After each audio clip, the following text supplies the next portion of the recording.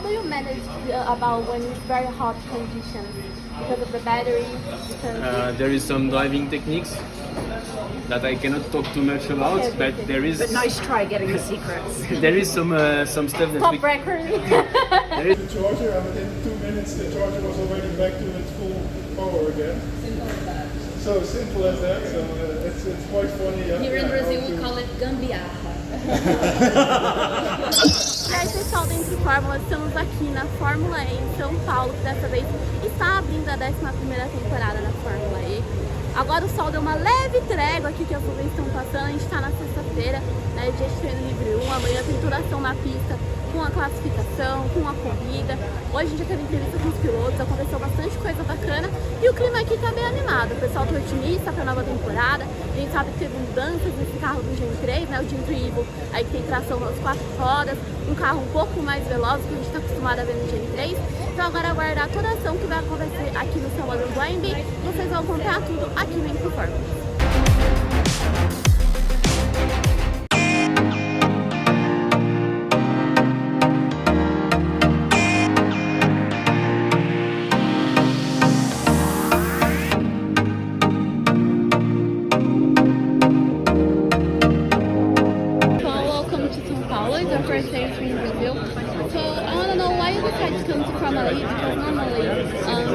Young drivers in Fórmula 2 came from Fórmula E and so they decided to go to other championships. So why you decided to come to McLaren? I think one of my main decisions or my main reasons to come to Neon McLaren as a team was just the fact that when I stepped in for Sam and when I was a reserve driver, the environment that the team has is so much of a family.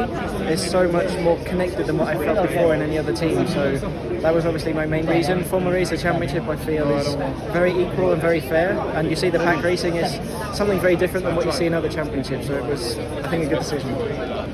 I mean, I got given an amazing opportunity with Lola Yamaha apt.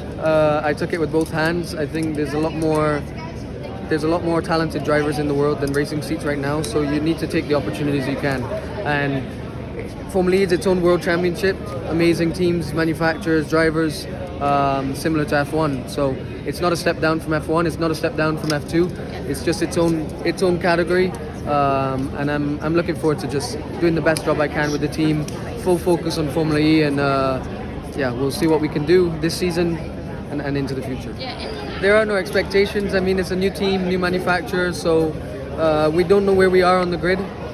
We will find out this weekend, of course, and I'm looking forward to doing the best job I can as a driver, working with Lucas, working with the team, and I mean, we'll see the result at the end, and then moving forward through the year, that's the main goal, is the medium to long-term future. So yeah, I'm looking forward to it. Yeah, the main difference is obviously that when we activate 350 kilowatt or in qualifying duels or in the track mode phases, we have all-wheel drive. So that changes a lot. You have to adapt to that. That has a big impact on your driving style. And also the behavior of the tire is completely different. So the way you use your tires over the course of the weekend, the way you have to extract the most out of a new set of tires changes a lot. So it's a new challenge. It's not my question, it's a fan question. Because I don't know if you saw this on internet after the last season, fans started to do like a conspiracy theory, because they say that after Jake Dennis joined Andretti, the second seat never get a great performance, so they are betting that you are gonna have a great performance this seat. So do you think that you can break this second seat curse? That's the goal for sure. I mean, with Jake, obviously I have a super strong teammate. I think he's one of the absolute top guys in the championship, and you know, I think he has the best average finishing position in the championship of everyone. So that shows just how strong he is. And it won't be easy to get to his level quickly, but I hope that, you know, after a short phase of, let's say, familiarization with the team and the car, that I can get close to him, learn from him, and bring a lot of points home for Andretti. Well, I think it's going to be a new challenge for everybody. Well, everyone will have a new powertrain. I think all teams will naturally come closer together. Tires are different. The attack mode will be different because obviously we will run in 350. So I think there are some various changes that will spice things up a little bit, and it's going to be new for everybody. So as of now, I don't really know where we are exactly versus the competition, but I think everybody's excited to find out.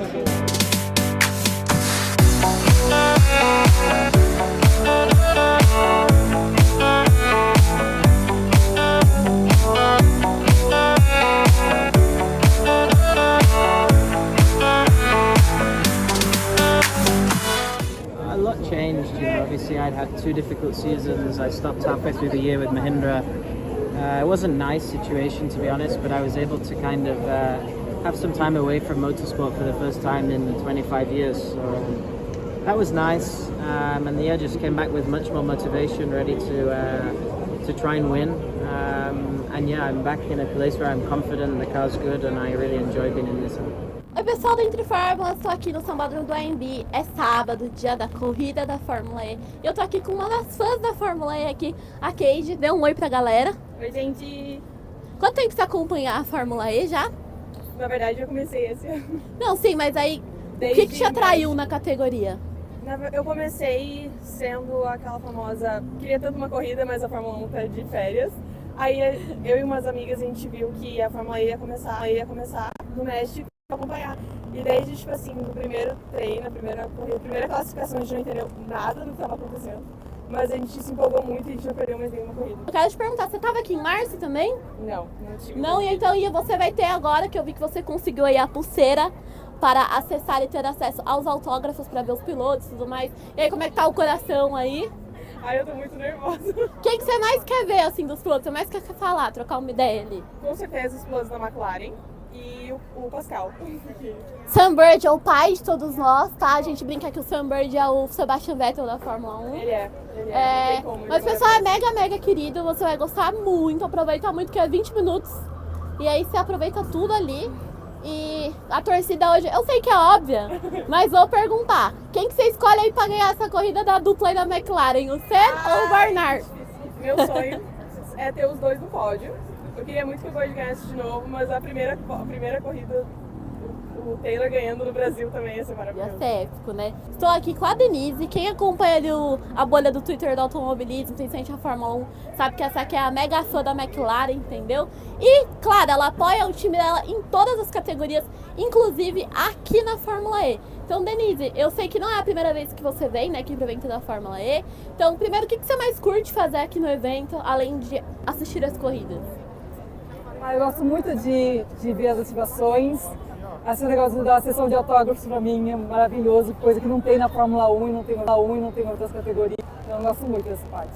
Além da McLaren, tem alguma outra equipe que você simpatiza aqui na Fórmula E? Mais pilotos. Até ano passado era o Sasha Penetras. Esse ano o Zé Malone. Eu gosto muito do Mitch Evans também. Mitch Evans é um querido. Já aguarda, sempre dá um azar no final da temporada, né? Mas em relação à estreia de temporada, a gente sabe que é diferente. Toda vez que São Paulo teve corrida aqui, sempre foi, né, quando a temporada já tinha começado. Então os pilotos também estão muito ansiosos, que é o primeiro contato de fato com esse carro numa corrida. Então, o que você espera dessa corrida aqui em São Paulo? Eu espero que a McLaren vá bem, né, na corrida. Queria muito, porque eu perdi a corrida de vir, aí eu perdi a vitória do Sam Bird. Eu queria ver a McLaren no pódio. Quem sabe aí ver uma dobradinha na McLaren hoje. Nossa, eu queria muito. Yeah, feeling good. Had a good off-season. A bit less regrets than in other off-seasons. What could have gone better to finish high in the championship. So yeah, busy off-season also with testing and a lot of PR and marketing activities. But yeah, good to start the season again. We're looking forward to fight for the championships and fight for more trophies.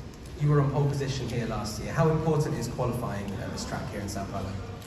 Not very important. So it's a good example here of the peloton style racing. So very energy sensitive this track. So qualifying is not very important apart from taking 3 points if you can.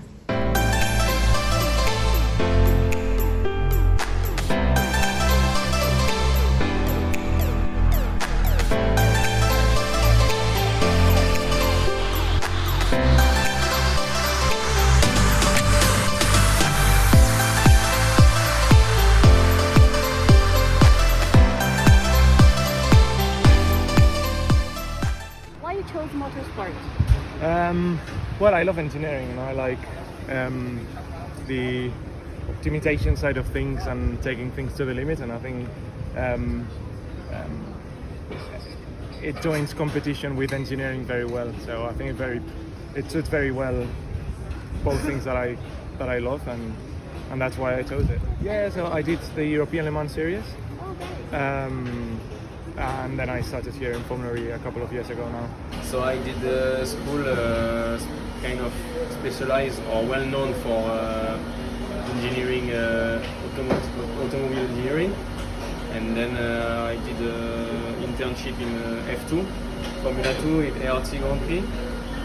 Then I did 1 year there already with Stoffel when he was in F2, and then I moved to UK for 4 years to do Formula 3 as a kind of race engineer, chief engineer. And I wanted to go back in France, so I moved to Nice, Monaco to join Maserati. Well, motorsport is what I wanted to do in my life, and I think that is a not common job, so I wanted to do something not common, and is the best work in the life. And of course, motorsport is not a calm job, and it's full of up and down. And when the green light is on, the stress is on as well. The start of last year in Mexico. It was also my first race with the full responsibility of the strategy department, because I'm the strategy engineer here. Season 9 was really great, and last year was at the moment so far the best season with all these guys, and we took many podiums. So how do you manage about when it's very hot conditions? Because of the battery?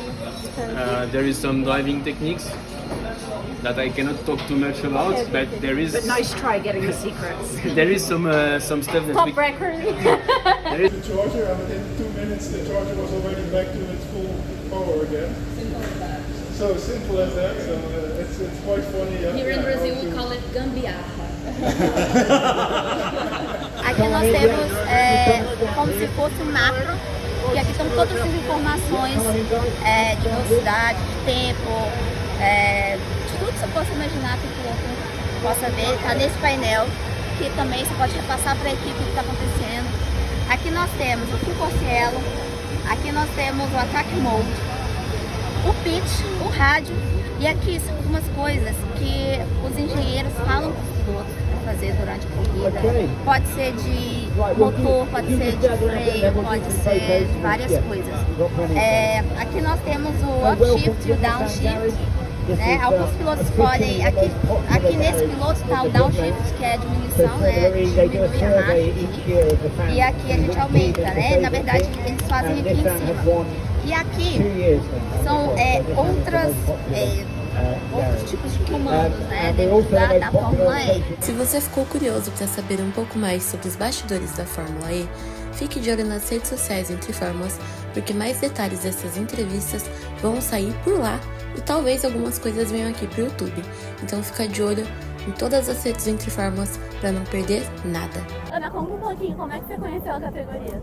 Eu conheci a categoria mais ou menos 1 ano atrás, quando eu já estava envolvida em outras categorias de automobilismo. Eu gosto muito de Fórmula 1, Indy e outras, e eu nunca mata a minha fome de automobilismo. Então, quando eu conheci a Fórmula E, foi mais uma categoria para juntar junto com todas as minhas outras. Tem alguma equipe que você tem uma torcida um pouco maior? Olha, ano passado não, na verdade, em março eu era muito Nissan por conta do Sasha. Só que aí, agora na nova temporada, o Sasha saiu e agora eu tô com o Andretti. Tá vendo? Boa, então aí eu torci muito pro Jake Dennis, P2 hoje. Na terceira posição, não é? P2? Não foi o ROWLAND em P2? Não lembro agora. Não importa. É o calor. Tá? É isso, é o calor, gente, tá quente.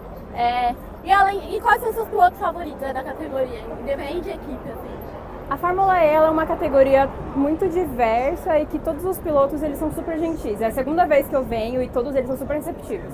Mas se fosse para eu colocar numa listinha, seria o Sambódromo, o Jake Hughes. O Sambódromo ele é um pai. Ele é um pai. O Jake Hughes, o Jake Dennis e o Maximilian Glitter.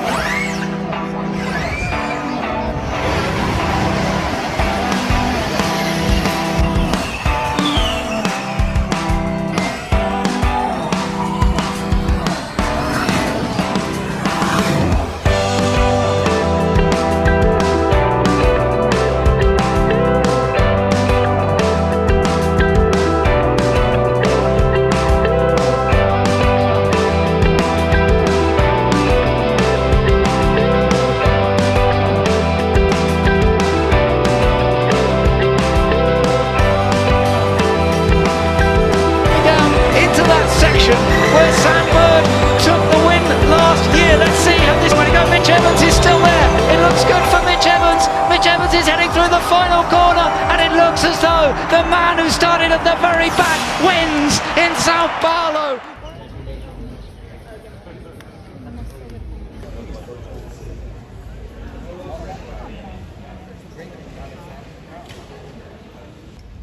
It was just a crazy one today. But lining up on the grid, first I was just hoping to see the checkered flag because we've had some issues on track over the last 2 days, which obviously prevented me from doing qualifying and cutting one of the practice sessions short. So there was definitely some concern there. But yeah, once the race started, you just had to forget about it and just hope that from that side it's all fine. But yeah, I mean, what a wild race. I got 10 cars in the first lap, or 2 laps maybe. So that really changed my race quickly because I was starting to get into the mid-pack and I started to shift my focus to try and optimize this race even more. But once guys started doing attack modes, it was quite eye-opening how much progress people were making. So I just wanted to obviously try and be clever with that. Without none of us have got experience of doing these types of races with that type of contrast between the 2 power levels. So just going with my gut a little bit. Obviously timed it all right. I think all pretty good, but was energy rich. It was all looking pretty good, but still you just never know what's going to happen. So obviously those red flags were. I mean, yeah, I have to mention it was good to see Pascal walk away from that accident. I did see it in my mirror. I was like, oh, that's a nasty one. So yeah, good to see the safety of the car. But yeah, the 2 red flags were just both different. Our energy dropped a lot on that first one, and then with the last few laps, with Antonio, the target was just high enough for me to not hang on comfortably, but just hang on. So he gave it a good crack. I was just able to manage my targets and got it done. So yeah, obviously a massive surprise. Still trying to process the race, and 25 points. It's been a good track to me here. It's my 2nd win, so yeah, pretty happy. I mean, I'm not putting fault to it, either Nick or Pascal. I'm sure both of them are very fair drivers, but it's just a good reminder, and I'm glad that he's okay, but it's a good reminder that what we do is dangerous and we need to race with respect. Our cars are getting faster, some of these tracks are tight, are bumpy. We need to know how to go side by side, and yeah, just glad to see that he's good and that the safety of these cars is very good. The first, I want to say 15 laps of the race, I was last. Obviously the red flags brought us back into the race. Obviously, first of all, I think it's great that Pascal's okay. That was quite a scary crash. I was on the right side of that crash, and to see that happen right in front of me was pretty scary and a reminder that, like Antonio said, it's dangerous. So it's great to see that he's okay. But from my side, from the team side, it was a great execution at the end of the race. The second attack was done perfectly to help us propel up the order. But I don't have much words for you, honestly. It's amazing. First of all, I'm sorry for how everything went through. Can you explain a little bit what happened with you? So I don't really know what the issue is yet. We're still learning. The car only just got back, so the team is still investigating. So from my side, I'm normally the last person to find out, because yeah, it doesn't really change the result. But yeah, we're unsure at the moment. Can you talk a little bit the differences between the Gen 3 and Gen 3 Evo in a driver perspective? Because here in São Paulo, the times dropped like 3 seconds, I guess. So how are you feeling this new car? Yeah, I mean, they're much faster. The 4-wheel drive is really powerful, so it's creating a lot of exciting racing. Also on qualifying, it's super fun to drive now. So yeah, from my side, it's a good evolution of the car. That's exactly what it's meant to be. The race was going really well. Yeah, it's been great. Running basically around the top group all the race, P3, P4.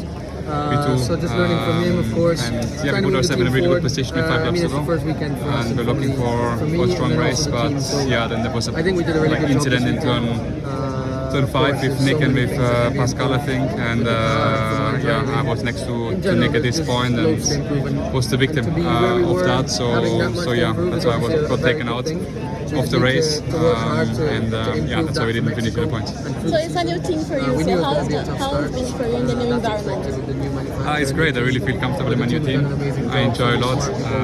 We had a great off-season, prepared super well for this year. And I think, yeah, a lot of that you can already see on this first weekend. There's lots of quality, lots of good performance, top 4 in quali, strong race, and yeah, there's good things to come very soon. So I'm looking forward. I want to talk to you about this change in the team, the expectations for the season, because new environment. Yeah, so much more excited going into this season.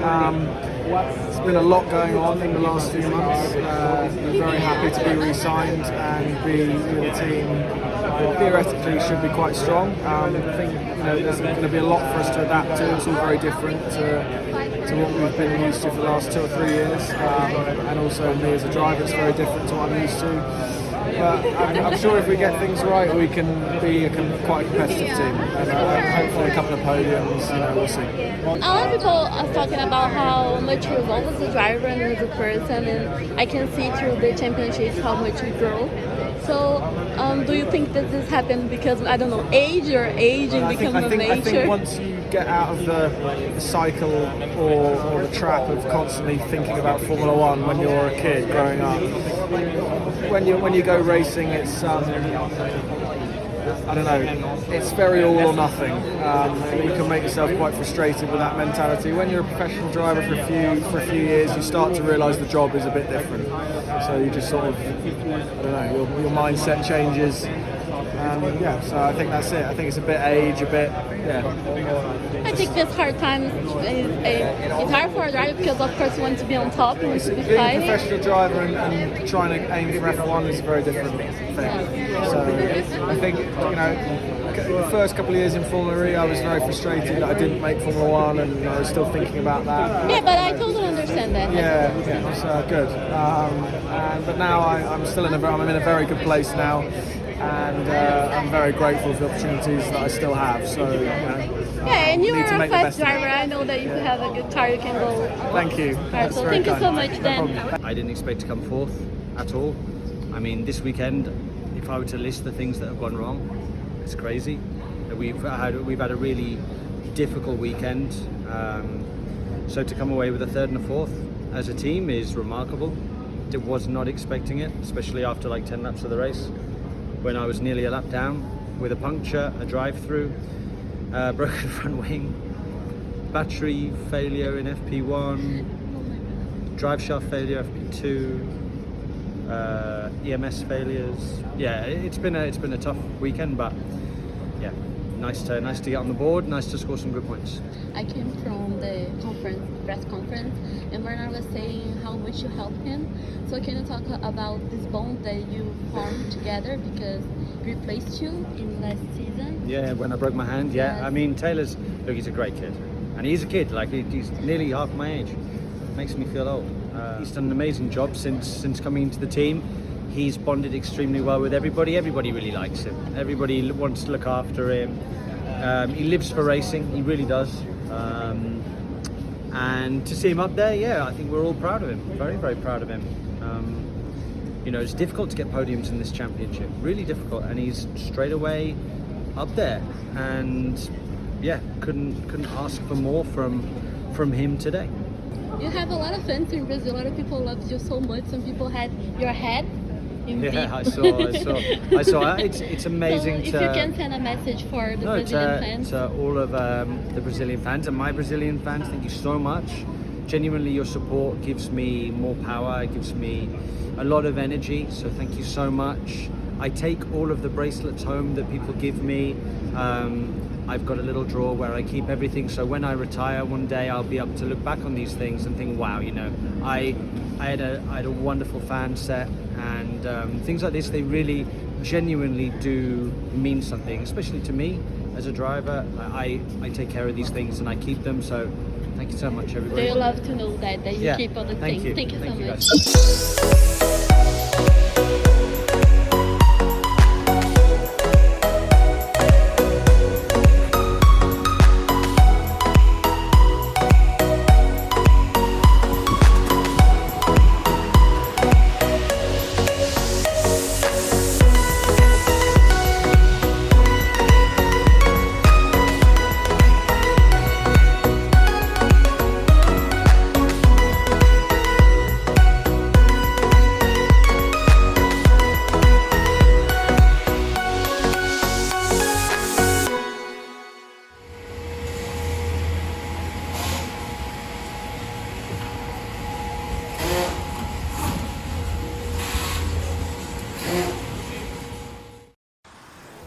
E aí, gostaram?